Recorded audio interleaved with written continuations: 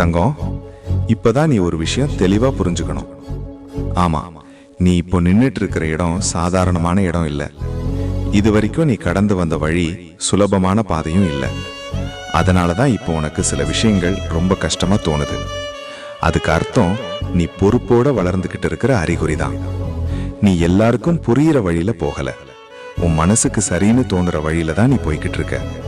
அதனாலதான் சில நேரம் நீ தனியா நடக்கிற மாதிரி தோணும். அது ஒன்றும் தவறில்லை தங்கம், அது உன்னோட தலைமைக்கான அடையாளம் தான். அதுக்காக இன்னும் நீ வேகமா ஓடவும் வேண்டாம், உடனே நின்று போகவும் வேண்டாம். இப்படியே உன் வேகத்துல நீ தொடர்ந்து பயணம் செய். நீ போகிற திசை சரிதான். அதுக்கிடையில சந்தேகம் வருதுன்னா அது உன் மனசு வளர்ந்து அடுத்த நிலைக்கு தயாராகுது என்பதற்கான சின்ன சிக்னல் தான். அதனால நீ நிம்மதியா இருத்தங்கம். உன் அப்பா உன்னை சரியான பாதையில தான் கூப்பிட்டு போறேன்.